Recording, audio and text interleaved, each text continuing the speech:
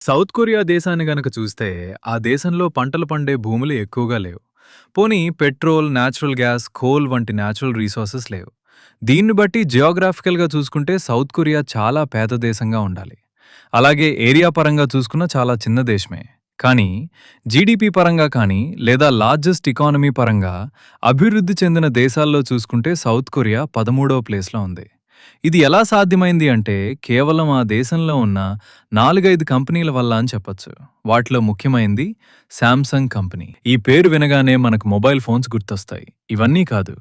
TV, refrigerators, AC, washing machine, laptop, camera ఇలా మనలో చాలామంది ఏదో ఒక శాంసంగ్ ప్రోడక్ట్‌ని వాడుతూ ఉంటారు. ఇప్పుడు మనం చెప్తున్న ఈ శాంసంగ్ ఎలక్ట్రానిక్స్ అంతా కూడా శాంసంగ్ గ్రూప్‌లో జస్ట్ ఒక పార్ట్ మాత్రమే. ఈ శాంసంగ్ కంపెనీ మనకు తెలిసిన దానికన్నా చాలా పెద్ద కంపెనీ. ఒక ఎగ్జాంపుల్ చెప్పాలంటే, ఈ ప్రపంచంలోనే అతిపెద్ద బిల్డింగ్ అయినటువంటి బుర్జ్ ఖలీఫా నిర్మించింది శాంసంగ్ కంపెనీయే. శాంసంగ్ కంపెనీ ఒక ఐస్‌బర్గ్ అనుకుంటే, దానిలో మనం చూసేది మనకు తెలిసింది చాలా చిన్న భాగం. మనకు తెలియంది చాలా ఉంది. సో ఈ వీడియోలో అసలు శాంసంగ్ కంపెనీ ఎంత పెద్దది? ఎలా స్టార్ట్ అయింది? ఏ బిజినెస్ చేస్తుంది? ఎక్కడో సౌత్ కొరియా అలాంటి చిన్న దేశంలో స్టార్ట్ అయి ఇప్పుడు ప్రపంచంలోని అన్ని దేశాలకి ఎలా విస్తరించింది? ఈ కంపెనీ మీద ఏ కాంట్రవర్సీలున్నాయి? ఇలా శాంసంగ్ గురించి కంప్లీట్ స్టోరీ ఈ వీడియోలో తెలుసుకుందాం. ఈ వీడియో మనకు తెలియని ఎన్నో ఇంట్రెస్టింగ్ విషయాలున్నాయి కాబట్టి ఈ వీడియోని పూర్తిగా చూడండి. 1938లో సౌత్ కొరియాలోని లీ బియాంగ్ చుల్ అనే వ్యక్తి తన 28 ఏళ్ల వయసులో జస్ట్ 40 మంది ఎంప్లాయీస్తో శాంసంగ్ అనే చిన్న కంపెనీ స్టార్ట్ చేశాడు. మొదట్లో ఈ కంపెనీ నూడిల్స్, ఎండు చేపలు, లోకల్గా ఉండే గ్రోసరీ ప్రోడక్ట్స్ని అమ్మే కంపెనీగా స్టార్ట్ అయింది. శాంసంగ్ అంటే కొరియన్ భాషలో 3 స్టార్స్ అని అర్థం. కొరియాలో 3 అనే నంబర్ని గొప్పగా, పవర్ఫుల్గా భావిస్తారు. అలాగే స్టార్స్ అనేవి శాశ్వతంగా ఎప్పటికీ ఉండేవిగా చెప్తారు. అలాగే ఈ కంపెనీ కూడా గొప్పగా, పవర్ఫుల్గా, ఎప్పటికీ శాశ్వతంగా ఉండిపోవాలనే ఉద్దేశంతో ఈ పేరును పెట్టారు. ఇప్పుడు మనం చూస్తున్న శాంసంగ్ లోగో ఈ విధంగా ఉంది. కానీ ఈ కంపెనీ స్టార్ట్ చేసినప్పుడు లోగో ఇలా ఉండేది. మొదటి నుండి ఇప్పటికి లోగో ఎలా చేంజ్ అవుతూ వచ్చిందో ఇక్కడ చూడవచ్చు. 1993 వరకు కూడా శాంసంగ్ లోగోలో 3 స్టార్స్ ఉండేవి. అయితే బిజినెస్ బాగానే నడుస్తుంది అనుకున్న సమయంలో 1950లో నార్త్ కొరియాకి, సౌత్ కొరియాకి మధ్య కొరియన్ వార్ స్టార్ట్ అయింది. ఆ యుద్ధం వల్ల సౌత్ కొరియా ఎకానమీ అంతా క్రాష్ అయింది. ఈ యుద్ధం కారణంగా సౌత్ కొరియాలో అన్ని రకాల వస్తువులకు షార్టేజ్ ఏర్పడింది. అప్పటి వరకు బయట దేశాలకు ఎక్స్పోర్ట్ చేసే దేశం కాస్త పక్క దేశాల నుండి ఇంపోర్ట్ చేసుకోవాల్సిన పరిస్థితి వచ్చింది. ఈ యుద్ధం కొరియా దేశంతో పాటుగా శాంసంగ్ బిజినెస్ మీద కూడా ఇంపాక్ట్ చూపించింది. ఆ టైంలో లీ భయపడకుండా కొత్త బిజినెస్లు స్టార్ట్ చేయడం మొదలుపెట్టాడు. ముందుగా షుగర్ రిఫైనరీ బిజినెస్ని స్టార్ట్ చేశాడు. తర్వాత బట్టలు తయారు చేయడానికి అవసరమైన ఉన్ని కోసం దేశంలోనే అతిపెద్ద వుల్లెన్ మిల్ని స్థాపించారు. అలా సామ్సంగ్ కంపెనీ టెక్స్టైల్ రంగంలో కూడా దిగింది. వాటి నుండి వచ్చిన ప్రాఫిట్స్తో డిపార్ట్మెంటల్ స్టోర్స్ని స్టార్ట్ చేశాడు. ఇలా కొత్త బిజినెస్లోకి ఎంటర్ అవడం అన్నిటినీ సక్సెస్ఫుల్గా రన్ చేయడం వల్ల లీ బ్యోంగ్ చల్ సౌత్ కొరియాలో రిచెస్ట్ మ్యాన్గా ఎదిగాడు. శాంసంగ్ కంపెనీ ఉన్న కస్టమర్లో యాపిల్ కంపెనీ కూడా ఒకటి. First generation iPhone and Apple డివైజెస్లో శాంసంగ్ చిప్స్, ప్రాసెసర్స్ యూజ్ చేసేది. ముందు చెప్పుకున్న ఆ కంపెనీ కొనేయడం ద్వారా శాంసంగ్ టెలికమ్యూనికేషన్స్ రంగంలోకి, తర్వాత మెల్లగా మొబైల్ ఫోన్ మ్యానుఫ్యాక్చరింగ్ బిజినెస్లోకి ఎంటర్ అయింది. 2 ఇయర్స్ పాటు రీసెర్చ్ చేసి 1988లో శాంసంగ్ కంపెనీ SH100 అనే మొబైల్ లాంచ్ చేసింది. ఇది అంతగా సక్సెస్ అవ్వలేదు. అప్పట్లో కేవలం 2000 ఫోన్స్ మాత్రమే అమ్ముడయ్యాయి. అలాగే అప్పటికే మోటరోలా కంపెనీ మొబైల్ మ్యానుఫ్యాక్చరింగ్ చేయడంలో ఆల్రెడీ చాలా ముందుండడం వల్ల ఆ పోటీని శాంసంగ్ తట్టుకోలేకపోయింది. అలా చాలా కాలం వరకు రకరకాల మొబైల్స్ రిలీజ్ చేసింది. వాటిలో కొన్ని సక్సెస్ అయ్యాయి, కొన్ని ఫెయిల్ అయ్యాయి. చాలాసార్లు శాంసంగ్ కంపెనీ ఈ మొబైల్ మ్యానుఫ్యాక్చరింగ్ బిజినెస్ క్లోజ్ చేసేద్దాం అనుకుందట. కానీ పోటీని తట్టుకుని నిలబడ్డారు. అలా 2009లో Samsung Galaxy smartphone release చేసింది. Next Samsung Galaxy S release చేసింది. ఇవి చాలా బాగా సక్సెస్ అయ్యాయి. ఇక అక్కడి నుండి శాంసంగ్ కంపెనీ మొబైల్ రంగంలో లీడర్గా మారిపోయింది. ఇప్పుడు గ్లోబల్ మొబైల్ మార్కెట్ షేర్లో శాంసంగ్ లీడర్గా టాప్లో ఉంది. ఒకప్పుడు క్లోజ్ చేసేద్దాం అనుకున్నారు కానీ ఇప్పుడు ప్రపంచంలోనే టాప్ మొబైల్ మ్యానుఫ్యాక్చరింగ్ కంపెనీగా. మనకు తెలిసింది ఈ శాంసంగ్ ఎలక్ట్రానిక్స్ బిజినెస్ గురించి మాత్రమే. ఇది కాకుండా శాంసంగ్కి ఉన్న వేరే బిజినెస్ల గురించి తెలిస్తే ఆశ్చర్యపోతాం. శాంసంగ్కి ఉన్న ఇతర బిజినెస్ల గురించి చెప్పుకోవాలంటే మొదటిది Samsung construction and trading company. దీని ద్వారా ప్రపంచవ్యాప్తంగా రోడ్స్, టీపీ, ముఖ్యంగా drill ships, carriers, tankers, cruise ships వంటి భారీ షిప్స్లను నిర్మిస్తుంది. ప్రపంచంలోనే అతిపెద్ద షిప్స్లను తయారు చేసే కంపెనీల్లో శాంసంగ్ కూడా ఒకటి. Next, Samsung aerospace.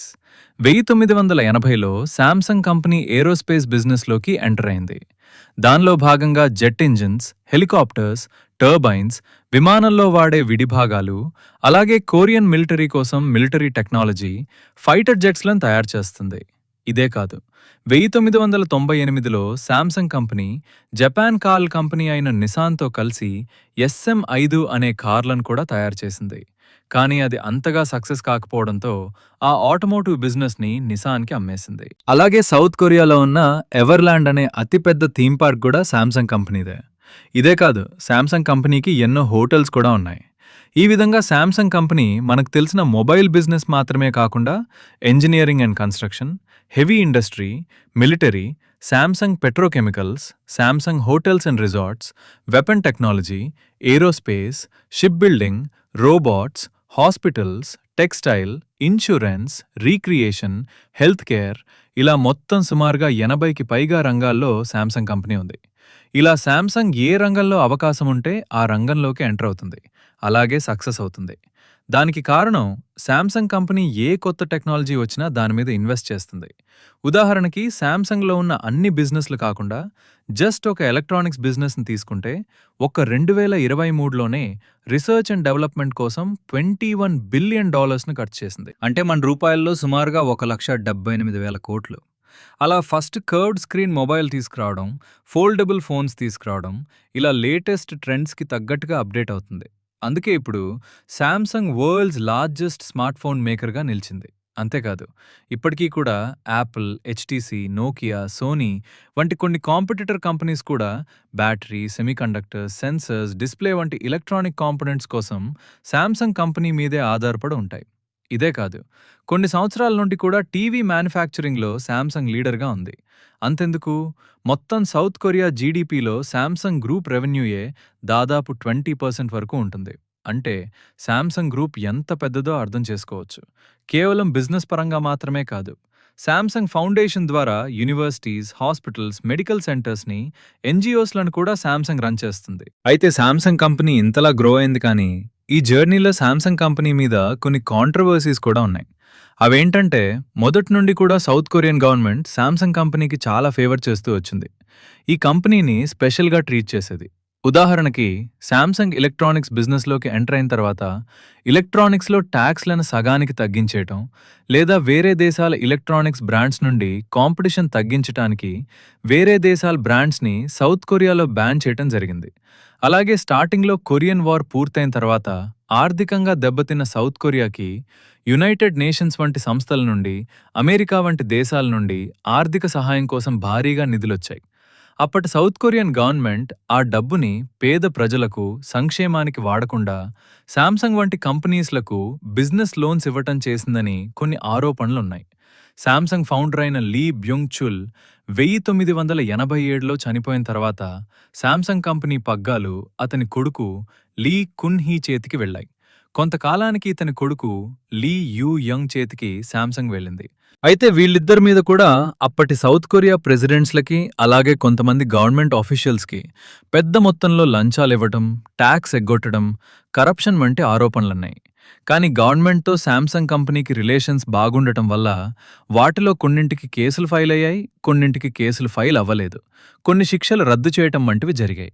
ఎందుకు సౌత్ కొరియన్ గవర్నమెంట్ శాంసంగ్ కంపెనీకి అంతలా ఫేవర్ చేసిందంటే, ముందు మనం చెప్పుకున్నట్టు సౌత్ కొరియా ఎకానమీలో దాదాపు 20% శాంసంగ్ కంపెనీది. ఒకవేళ శాంసంగ్కి ఏమైనా అయితే సౌత్ కొరియా ఎకానమీయే కొలాప్స్ అవుతుంది. హోమ్ అప్లయన్సెస్లో కానీ, ఎడ్యుకేషన్, మెడికల్, ఇన్సూరెన్స్ వంటి సర్వీసెస్లో అక్కడ ప్రజలు, మిలిటరీ టెక్నాలజీ అండ్ ఎకానమీ పరంగా సౌత్ కొరియన్ గవర్నమెంట్ పూర్తిగా శాంసంగ్ కంపెనీ మీద ఆధారపడున్నారు. ఒక రకంగా చెప్పాలంటే శాంసంగ్ అంటే సౌత్ కొరియా, సౌత్ కొరియా అంటే శాంసంగ్ అన్నట్టుగా అయిపోయింది. అలాగే లీ ఫ్యామిలీ సౌత్ కొరియాలోని మోస్ట్ పవర్ఫుల్ ఫ్యామిలీ. సో ఇది ఫ్రెండ్స్, ఏదేమైనా ఎక్కడో చిన్నగా ఎండు చేపలు నూడిల్స్ అమ్ముకునే కంపెనీగా మొదలై ఇప్పుడు టెక్నాలజీ ప్రపంచాన్ని రూల్ చేసే కంపెనీగా one of the best global బ్రాండ్గా శాంసంగ్ ఎదిగింది.